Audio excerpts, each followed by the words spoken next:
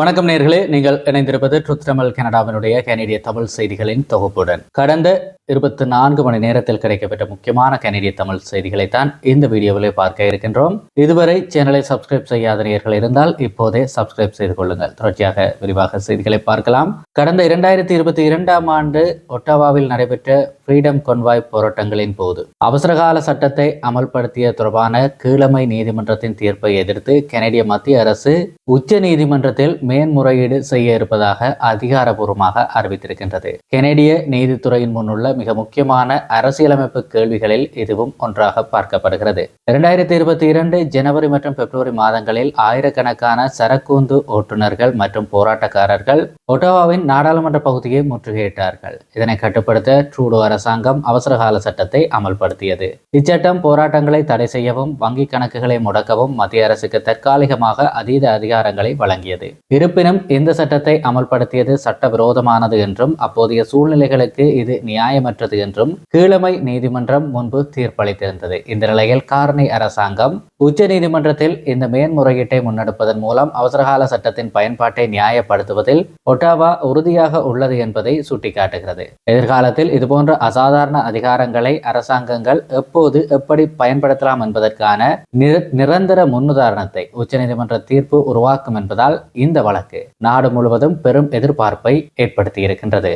இதேபோல அல்பர்டாவினுடைய மாகாண முதல்வரான Daniel Smith Saudi அரசாங்கத்தினால் நிதியளிக்கப்பட்ட ஒரு தனியார் விமானத்திலே தான் பயணம் செய்ததை பகிரங்கமாக ஒப்புக்கொண்டிருக்கின்றார். இந்த வெளிப்படுத்தல் அல்பர்டா அரசியலிலே உடனடியாக ஒரு பெரும் சர்ச்சையை தூண்டியிருக்கின்றது. கனடாவுடன் சிக்கலான ராஜதந்திர மற்றும் எரிசக்தி உறவுகளை கொண்ட ஒரு வெளிநாட்டு அரசாங்கத்திடமிருந்து பதவியில் இருக்கின்ற ஒரு மாகாண முதல்வர் பயண செலவுகளை ஏற்றுக்கொள்வது எந்த அளவிற்கு நெறிமுறைகளுக்கு உட்பட்டது என்கின்ற ஒரு கடுமையான விமர்சனத்தை இது ஏற்படுத்தி இருக்கின்றது. இந்த விமான பயணம் எப்போது நடைபெற்றது, எங்கு அந்த விமானம் சென்றது, அவருடன் வேறு யாரெல்லாம் பயணித்தார்கள் மற்றும் இது தொடர்பான அதிகாரப்பூர்வ விவாதங்கள் என்ன என்பது குறித்த முழுமையான விவரங்கள் எதுவும் இதுவரை வெளிவரவில்லை. இருப்பினும் இந்த விவகாரம் அல்பர்டா சட்டமன்றத்தில் எதிர்க்கட்சிகளால் பெரிய அளவிலே ஒரு விவாத பொருளாக எழுப்பப்படலாம் என்று எதிர்பார்க்கப்படுகிறது.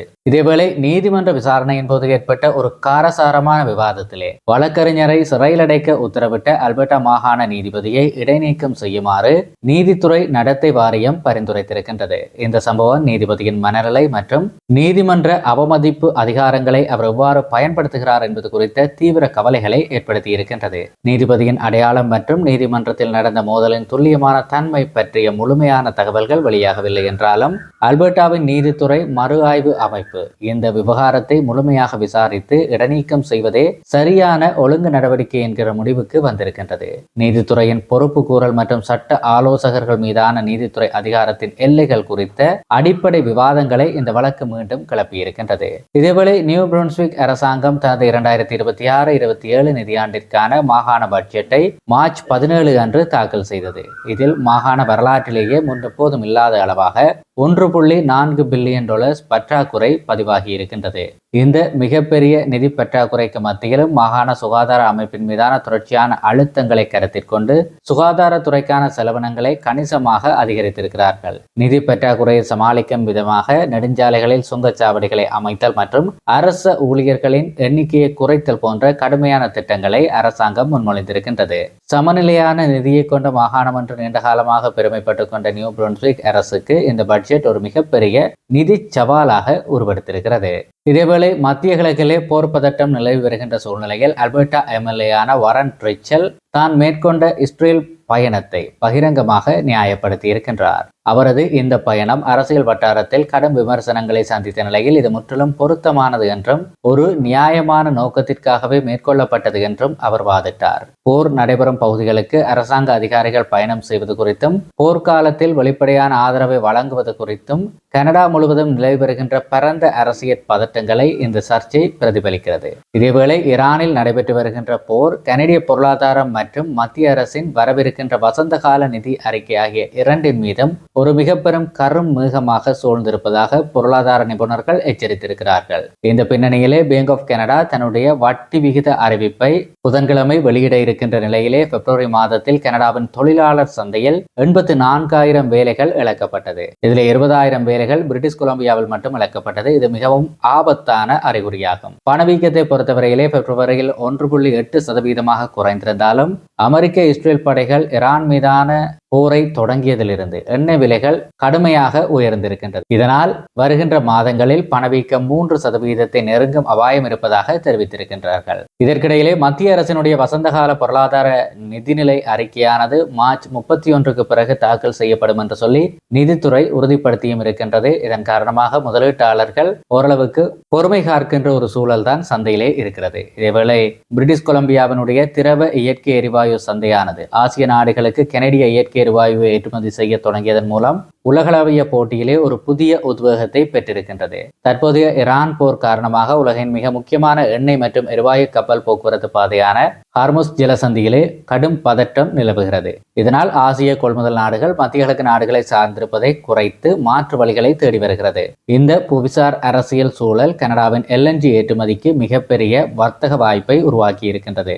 இருப்பினும் சந்தை அபாயங்கள் இன்னும் நீங்காமல் தொடர்ந்துதான் வருகிறது. இதேவேளை பிரதமர் மார்க் கர்னியினுடைய புதைபடிவ எரிபொருட்கள் மற்றும் காலநிலை கொள்கை அணுகுமுறை குறித்த ஒரு ஆய்வு அறிக்கையை நேஷனல் ஒப்சர்வர் வெளியிட்டிருக்கின்றது. கார்னி ஒரு தீவிர காலநிலை நிதி ஆதரவாளராக அறியப்பட்டாலும் அவரது அரசாங்கம் எண்ணெய் மற்றும் எரிவாயு உட்கட்டமைப்புகளுக்கு தொடர்ந்து ஆதரவளித்து வருவது கொள்கை ரீதியான முரண்பாடுகளையும் குறிப்பிடத்தக்க அரசியல் சர்ச்சைகளையும் ஏற்படுத்தியிருப்பதாக சொல்லப்படுகிறது. இதேவேளை ஒன்டாரியோவினுடைய முதல்வர் டக் ஃபோர்டினுடைய அரசாங்கத்தின் கீழ் தகவல் அறியும் உரிமை சட்டங்கள் FOI சில மாற்றங்களை எதிர்நோக்கி இருக்கின்றது. இது குறித்து நேஷனல் ஒப்சர்வர் ஒரு செய்தியை வெளியிட்டிருக்கின்றது. இந்த புதிய திருத்தங்கள் அரசாங்கத்தின் வெளிப்படைத்தன்மை மற்றும் பொது பதிவுகளுக்கான மக்களின் அணுகல் குறித்து பெரும் கவலைகளை எழுப்பியிருப்பதாக அந்த பத்திரிகை தெரிவித்திருக்கின்றது. இது டக்ஃபோர்ட் அரசுக்கு ஒரு நெருக்கடியை கொடுக்கும் என்று எதிர்பார்க்கப்படுகிறது. இதேவேளை நியூ புரூன்ஸ்விக் மாகாணத்தில் இருக்கின்ற பழங்குடியின சமூகமான வில்லேஜ் ஃபர்ஸ்ட் நேஷன் சமூகமானது தங்களின் புதிய தலைவரை முறைப்படி தேர்ந்தெடுத்திருப்பதாக அறிவித்திருக்கின்றது. மிகவும் இள வயதில் தேர்ந்தெடுக்கப்பட்ட ஒரு தலைவராக இந்த புதிய தலைவர் பார்க்கப்படுகிறார். வரும் 28 வயதான குருபன் எனப்படுபவர் தான் இந்த தலைவராக நியமிக்கப்பட்டிருக்கின்றார். இதேவேளை பிரின்ஸ் எட்வர்ட் தீவு மாகாணத்தினுடைய நடப்பு சுகாதார அமைச்சரான மார்க் மெக்கலன் காலமானதாக உறுதிப்படுத்தப்பட்டிருக்கின்றது. பதவியில் இருக்கும் ஒரு மாகாண சுகாதார அமைச்சரினுடைய மரணம் மாகாண அரசாங்கத்திற்கும் குறிப்பாக தீவின் சுகாதார துறைக்கும் ஈடு செய்ய முடியாத ஒரு பேரிழப்பாக கருதப்படுகிறது. இதேவேளை கனடா முழுவதும் தீவிர வலதுசாரி மற்றும் வெள்ளை நிறவரி கொள்கைகளை கொண்ட ஆக்டிவ் கிளப்கள் எனப்படுகின்ற உடற்பயிற்சி மற்றும் ஒருங்கிணைப்பு நெட்வொர்க்குகள் வேகமாக பரவி வருவது குறித்து அதிர்ச்சியூட்டும் அறிக்கை ஒன்றை நேஷனல் ஒப்சர்வர் செய்தித்தளம் வெளியிட்டிருக்கின்றது. இது கனடாவிலே புதிதாக தீவிரவாத அமைப்புகளினுடைய வளர்ச்சி குறித்த ஆபத்தான ஒரு மறைமுக எச்சரிக்கையை வெளிப்படுத்தி இருக்கின்றது. இதேவேளை கனடிய காவல்துறை பொறுப்பு கூறல் வரலாற்றிலே ஒரு மிகவும் உன்னிப்பாக கவனிக்கப்பட்ட வழக்கிலே ஒன்டாரியோ மாகாண காவல்துறை கடந்த மார்ச் 17 அன்று 55 பக்க விசாரணை அறிக்கையை வெளியிட்டது. உமர் சமீர் எனப்படுகின்ற நபர் மீதான முதல் நிலை கொலை வழக்கிலே 3 டொரண்டோ காவல்துறை துப்பறியும் அதிகாரிகள் திட்டமிட்டு பொய்யான சாட்சியம் அளித்ததாக விசாரணை நீதிபதியால் குற்றம் சாட்டப்பட்ட நிலையிலே இப்போது அவர்கள் மூவர் மீதும் எந்த தவறும் இல்லை என்று OPP அவர்களை விடுவித்திருக்கின்றது. கடந்த ஜூலை 2, 2021 அன்று டொரண்டோ சிட்டி ஹால் வாகன நிறுத்துமிடத்தில் தான் வாகனத்தினால் மோதப்பட்டு இந்த படுகொலையானது செய்யப்பட்டிருந்தது. இதேவேளை ஒன்டாரியோவின் வேகன் பகுதியிலே கடந்த செவ்வாய்க்கிழமை அதிகாலை 1 மணி அளவில் 3 மர்ம நபர்கள் ஒரு வீடு ஒன்றுக்குள் அத்துமீறி நுழைந்தார்கள். வீட்டின் கண்காணிப்பு கேமராவில் மூவரும் வீட்டுக்குள் புகுந்து பின்னர் வெளியேறி காத்திருந்த ஒரு பிக்கப் ட்ரக்கில் ஏறி தப்பிச் செல்வது பதிவாகி இருக்கின்றது. இந்த சம்பவத்தின் போது வீட்டின் உரிமையாளர் தன்னிடம் சட்டபூர்வமாக இருந்த துப்பாக்கியினால் கொள்ளையர்களை நோக்கி சுட்டிருக்கின்றார். இதில் வீட்டினுள் இருந்த யாருக்கும் காயம் ஏற்படவில்லை என்றும் தற்காப்புக்காக செயற்பட்ட வீட்டின் உரிமையாளர் மீது எந்த வழக்கும் பதிவு செய்யப்படவில்லை என்றும் ஜோக் பிராந்திய காவல்துறை உறுதிப்படுத்தி இருக்கின்றது. இதேவேளை அதிகாலை 3 மணி 15 நிமிடம் அளவிலே குண்டு காயம் அடைந்த நபர் ஒருவர் டொரண்டோ மருத்துவமனையிலே இறக்கிவிடப்பட்டார். அவர் கொள்ளையர்களில் ஒருவராக இருக்கலாம் என்று நம்பப்படும் நிலையில் அவர் மருத்துவமனையிலேயே போலீஸ் காவலில் வைக்கப்பட்டிருக்கின்றார். தப்பியோடைய மற்ற இருவரை போலீசார் வலைவீசி தேடி வருகிறார்கள். இதேவேளை கடந்த செவ்வாய்க்கிழமை மாலை 5 மணி அளவிலே நோர்த் ஜோக் செபர்ட் அவென்யூ வெஸ்ட் மற்றும் அலன் ரோட்டுக்கு அருகிலே திருடப்பட்ட வாகனம் ஒன்றை மடக்கி பிடிக்க முயன்ற டொரண்டோ காவல் அதிகாரி ஒருவர் விபத்தில் சிக்கி மருத்துவமனையிலே அனுமதிக்கப்பட்டிருக்கின்றார். ALPR எனப்படுகின்ற தானியங்கி உரிமை தட்டு அங்கீகார அமைப்பின் மூலம் வாகனம் திருடப்பட்டதை அறிந்த அதிகாரிகள் அதனை நிறுத்த முயன்றார்கள். தப்பிக்க முயன்ற ஓட்டுநர் போலீஸ் வாகனத்தின் மீது மோதிவிட்டு தப்பியோட முயன்றார். ஆனால் அவர் உடனடியாக கைது செய்யப்பட்டார். காயமடைந்த அதிகாரி உயிருக்கு ஆபத்தான நிலையில் இல்லை என்று தெரிவிக்கப்பட்டிருக்கின்றது. நகரத்தில் அதிகரித்து வருகின்ற வாகன திருட்டு மற்றும் காவலர்களின் பாதுகாப்பு குறித்த கவலைகளை இந்த சம்பவம் மீண்டும் விவாதத்திற்கு உள்ளாக்கி இருக்கின்றது. இதேபோல சால்ஸ்ட்ரீம் மேரி மற்றும் ஓட்டலோ பிராந்திய காவல்துறையினர் இணைந்து நடத்திய ப்ராஜெக்ட் டிசப்சன் லேக் எனப்படுகின்ற அதிரடி நடவடிக்கையிலே சுமார் 8,44,000 மதிப்புள்ள போதைப் பொருட்கள் மற்றும் $6,79,000 ரொக்கம் என 1.4 மில்லியன் மதிப்புள்ள சொத்துக்கள் பறிமுதல் செய்யப்பட்டிருக்கின்றது. வடக்கு மற்றும் தென்மேற்கு ஒன்டாரியோ முழுவதும் பரவியுள்ள போதைப் பொருள் கடத்தல் வலை பின்னல்களின் ஆழத்தையும் பல காவல்துறைகள் ஒருங்கிணைந்து செயற்பட வேண்டியதன் அவசியத்தையும் இந்த பிரமாண்டமான வேட்டை உணர்த்தி இருக்கின்றது. இதேவேளை கனடா அமெரிக்க எல்லை தாண்டிய குற்றவியல் நடவடிக்கைகளில் ஈடுபட்டதாக கூறப்படுகின்ற மொன்றியலைச் சேர்ந்த ஒரு நபர் போதைப்பொருள் கடத்தல் மற்றும் பண மோசடி குற்றச்சாட்டுகளை எதிர்கொள்வதற்காக அமெரிக்காவிற்கு நாடு கடத்தப்பட்டிருக்கின்றார். திட்டமிட்ட குற்றங்களை ஒடுக்குவதில் இரு நாடுகளும் ஒத்துழைத்து வருவதால் இதுபோன்ற நாடு கடத்தல்கள் சமீப காலமாக அதிகரித்து வருவதும் குறிப்பிடத்தக்கது. இதேவேளை சர்வதேச போதைப்பொருள் கடத்தல் கும்பல் ஒன்று வெகுளியான கனேடியர்களை மூளைச்சலவை செய்து போதைப்பொருள் கடத்தும் கொரியர்களாக பயன்படுத்தி வருவது குறித்து பிரத்யேக விசாரணையை கனேடிய CTV நியூஸ் இணையதளம் வெளியிட்டிருக்கின்றது. போலியான வேலைவாய்ப்புகள் அல்லது காதல் ஆசை வார்த்தைகளை கூறி இலக்கு வைக்கப்படுகின்ற கனேடியர்கள் சர்வதேச எல்லைகளை தாண்டி போதைப் பொருட்களை கடத்த பயன்படுத்தப்படுகிறார்கள். இந்த சம்பவம் தொடர்பாக ஹாங்காங்கிலே 4 கனேடியர்கள் கைது செய்யப்பட்டிருப்பதும் குறிப்பிடத்தக்கது.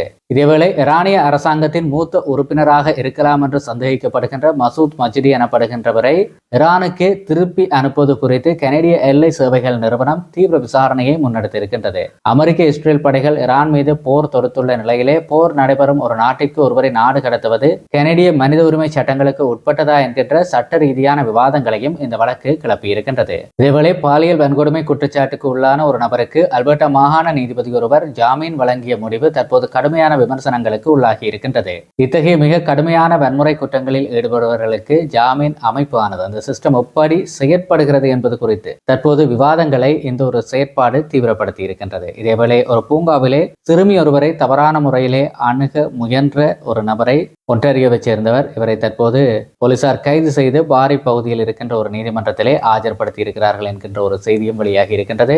இதேவேளை பிரிட்டிஷ் கொலம்பியாவின் கெலனோவில் இருக்கின்ற செசில்ஸ் பெரோஹிஸ் எனப்படுகின்ற ஒரு உணவகம் மிகவும் பழமையான ஒரு உணவகம் கடந்த மார்ச் 15-16 வார இறுதியிலே 24 மணி நேரத்துக்குள் 2 முறை உடைக்கப்பட்டு கொள்ளையடிக்கப்பட்டிருக்கின்றது. முதற் சம்பவம் சனிக்கிழமை காலை 6 மணிக்கு முன்கதவை உடைத்து நடந்த நிலையிலே அடுத்த 24 மணி நேரத்தில் மீண்டும் அதே இடத்தில் கொள்ளை நடந்திருக்கின்றது. உரிமையாளர் ஜொனாதன் தெரிவிக்கையிலே தான் மிகவும் மனவேதனைக்கு உள்ளாகி இருப்பதாகவும் பண மதிப்பை காட்டிலும் உடைந்த கண்ணாடி மற்றும் காட்சி பெட்டிகளின் சேதம் அதிகமாக இருப்பதாகவும் அவர் கவலை தெரிவித்தார். அந்த பகுதியிலே தற்போது ரோந்து பணிகளை தீவிரப்படுத்தி இருப்பதாக RCMP தெரிவித்திருக்கின்றது. இதேவேளை ஹாலிஃபேக்ஸ் ஸ்டான்ஃபீல்ட் சர்வதேச விமான நிலையத்தில் இருந்து புறப்பட்ட வெஸ்ட்ஜெட் விமானம் டேக் ஆஃப் ஆகும் போது அதனுடைய வால் பகுதி ஓடுதளத்தில் உராய்ந்து பெரும் விபத்திலே சிக்கியிருக்கின்றது.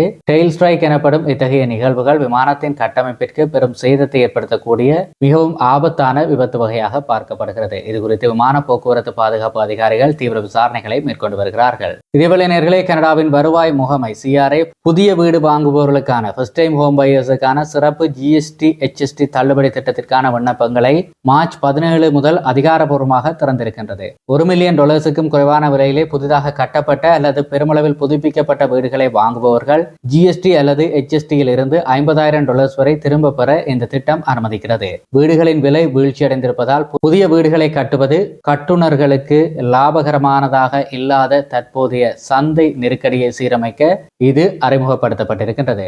இதேவேளை கட்டுமானத்துறை மற்றும் ரியல் எஸ்டேட் துறையில் இருக்கின்ற பலரும் இது மிகவும் அர்த்தமுள்ள ஒரு மாற்றம் என்று வர்ணித்திருக்கிறார்கள்.